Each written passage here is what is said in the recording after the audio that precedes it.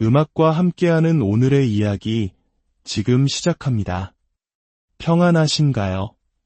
오늘 우리는 한 사람의 특별한 인생 여정을 따라가 보려 합니다. 텍사스의 작은 마을에서 태어나 전 세계 수많은 사람들에게 희망과 믿음의 상징이 된 한 여성의 이야기입니다. 그녀의 이름은 도디 오스틴입니다. 많은 분들에게는 세계적인 목회자 조엘 오스틴의 어머니로 더 잘 알려져 있을지도 모르겠습니다. 하지만 그녀는 단순히 누군가의 어머니이기에 앞서 그 자체로 빛나는 믿음의 거인이었습니다.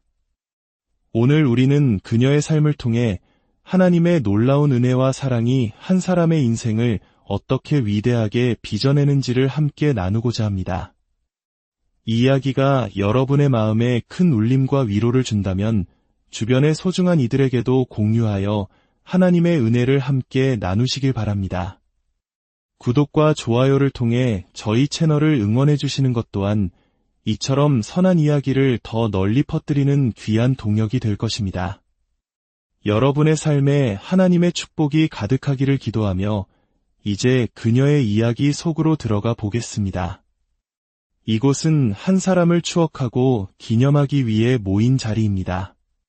그녀의 이름은 돌로레스 앤 오스틴, 우리가 사랑하는 애칭 도디로 더 잘 알려진 분입니다. 그녀는 사랑하는 어머니이자 아내, 할머니였고 신실한 목회자이자 다정한 친구였습니다.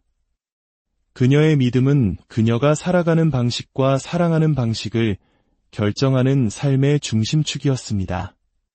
1933년 10월 22일에 태어나 91세의 나이로 2025년 7월 30일 휴스턴의 자택에서 평화롭게 하나님의 부르심을 받았습니다. 그녀의 삶은 텍사스의 작은 마을 펠리에서 시작되었습니다.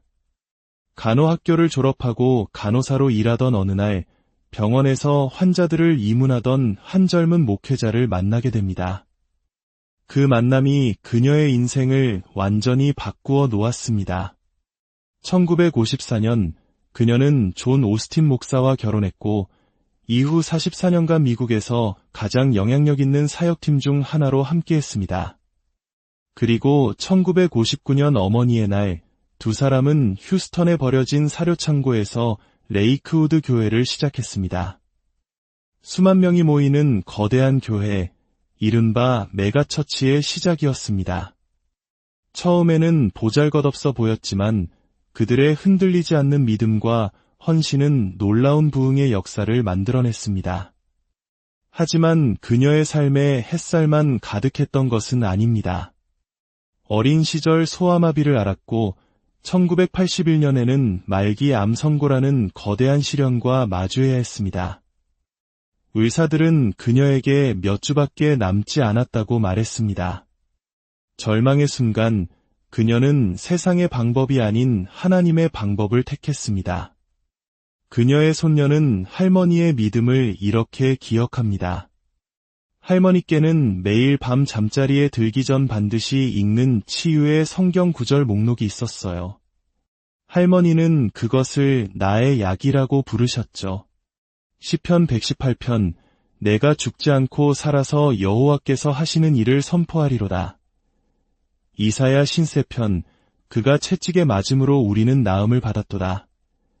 할머니는 50년이 넘는 세월 동안 단 하루도 거르지 않고 이 약을 드셨습니다. 그 말씀들은 할머니의 심장에 새겨졌고 할머니는 그 말씀의 능력이 자신의 삶과 기도를 받는 사람들의 삶에서 어떻게 나타나는지를 친히 목격하셨습니다. 그녀는 자신의 방바닥에 성경책을 펼쳐놓고 그 위에 두 발로 서서 선포했습니다. 하나님, 저와 죽음 사이에 놓인 것은 오직 당신의 말씀뿐입니다. 저는 이 약속의 말씀 위에 굳건히 서겠습니다. 그리고 기적이 일어났습니다. 몇 주밖에 살지 못할 것이라던 그녀는 그 후로 40년이 넘는 세월을 더 건강하게 살며 전 세계 수많은 사람들에게 기도의 능력과 하나님의 살아계심을 증거하는 산증인이 되었습니다. 그녀는 단순히 기적의 수혜자로만 머물지 않았습니다. 자신이 받은 은혜를 나누는 통로가 되었습니다. 그녀는 기도의 용사였습니다. 그녀의 삶은 기도로 시작해서 기도로 끝났다고 해도 과언이 아닙니다. 한 청년 사역자는 이렇게 회상합니다. 제가 처음으로 청소년 여름 캠프를 준비하고 있을 때였습니다. 교회 옆에는 아이들을 태울 버스들이 줄지어 서 있었죠. 하루 종일 준비를 마치고 집으로 돌아가는 길에 부재 중 전화가 와 있는 것을 발견했습니다. 음성 메시지를 확인하니 도디 어머니의 따뜻한 목소리였습니다. 그녀는 그날 오후 아무도 보지 않는 시간에 버스 한 대에 모두 올라타 캠프에 가는 모든 아이들을 위해 그 아이들이 앉을 모든 좌석에 손을 얹고 축복하며 기도했다고 말씀하셨습니다. 그것이 바로 도디 어머니였습니다. 아무도 보지 않는 곳에서 조용히 하늘의 문을 두드리는 분이셨죠. 그녀의 기도는 장소를 가리지 않았습니다. 식당에서도 거리에서도 도움이 필요한 사람을 만나면 그 자리에서 손을 잡고 기도했습니다. 그녀의 아들인 폴 오스틴 목사는 어머니의 이런 모습을 기억합니다. 어머니와 함께 식당에 가면 늘 벌어지는 일이 있었습니다. 주차 공간을 찾기 위해 20분을 헤맬 때도 있었죠. 겨우 멀리 떨어진 곳에 주차를 하고 나면 어머니는 이렇게 말씀하셨습니다.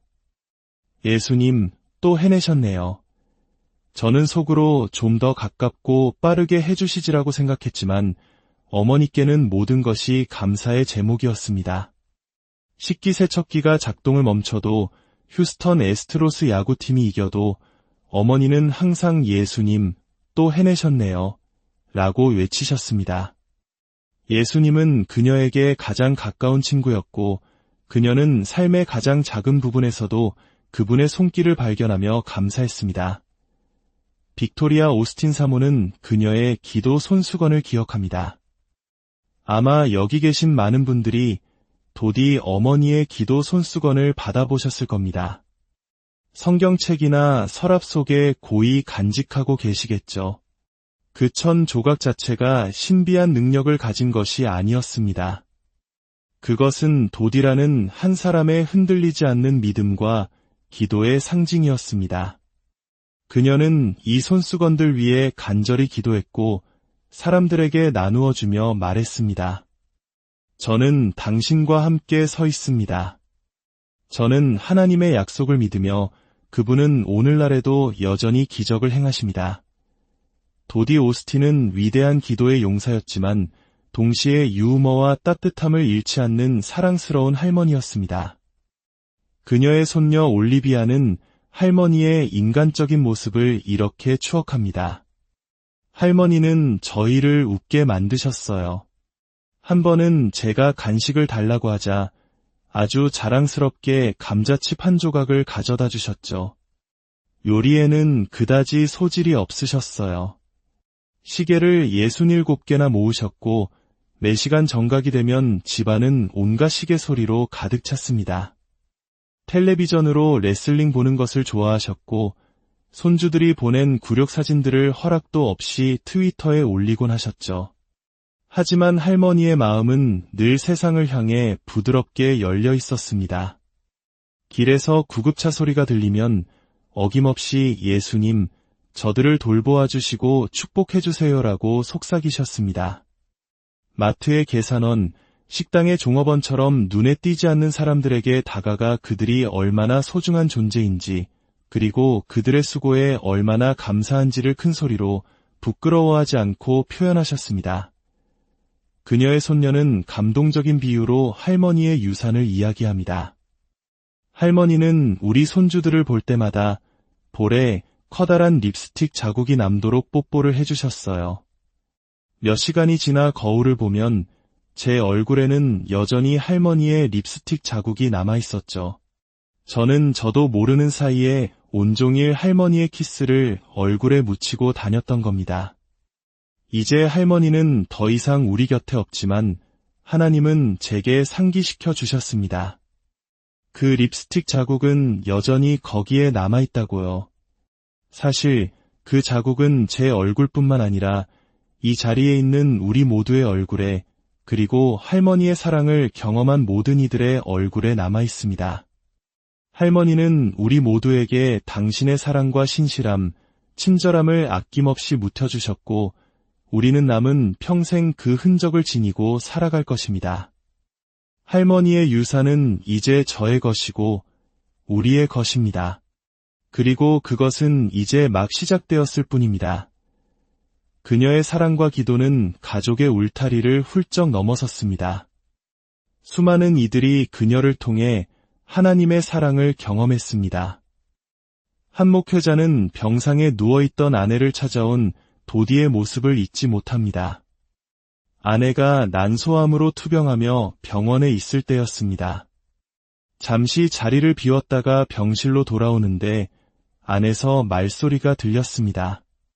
문을 열어보니 그곳에 도디 어머니가 계셨습니다. 그런데 그냥 앉아 계신 게 아니었어요.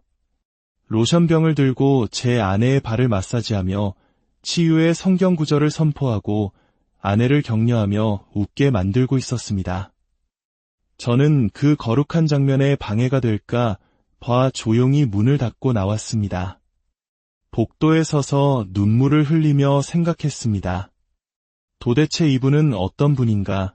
레이크우드 교회의 어머니이자 위대한 오스틴 가문의 어른인 그녀가 아무도 모르게 이곳까지 찾아와 가장 낮은 모습으로 섬기고 있었습니다. 또 다른 유명한 목회자인 젠테즌 프랭클린은 자신의 딸이 치유받았던 기적을 이렇게 간증합니다. 갓 태어난 제 딸의 신장에 문제가 있다는 진단을 받았습니다.